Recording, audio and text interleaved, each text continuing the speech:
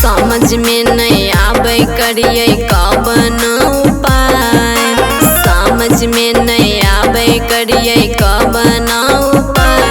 दोहो रास्ता दिखाए सुनी हे छठी माँ, दोहो रास्ता दिखाए सुनी हे छठी माँ।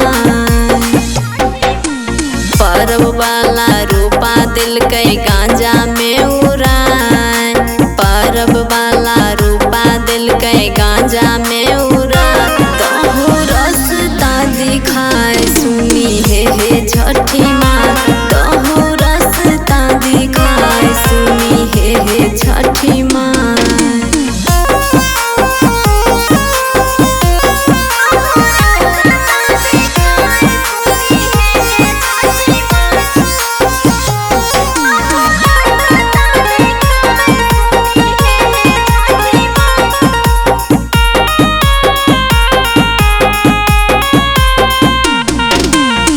छूटी गेले मैया आधा पूजा के सामान है, बचले न पैसा अब लिए के ना पान है।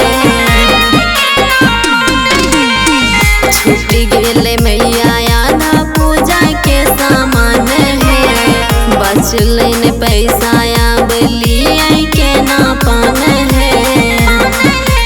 कोनो कमी रहते मैया माफी करी हो यार, कोनो कमी रहते मैया माफ करी हो यार। दोहो रास्ता दिखाए सुनी हे छठी माँ, दोहो रास्ता दिखाए सुनी हे छठी माँ।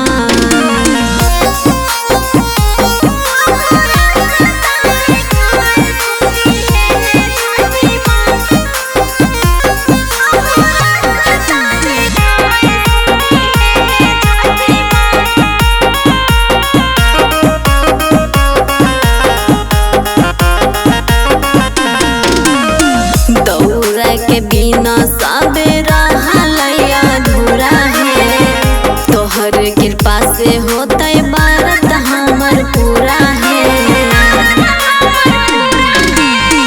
दौरा के बिना सबे रहलैया अधूरा है, तोहर कृपा से होते व्रत हमर पूरा है।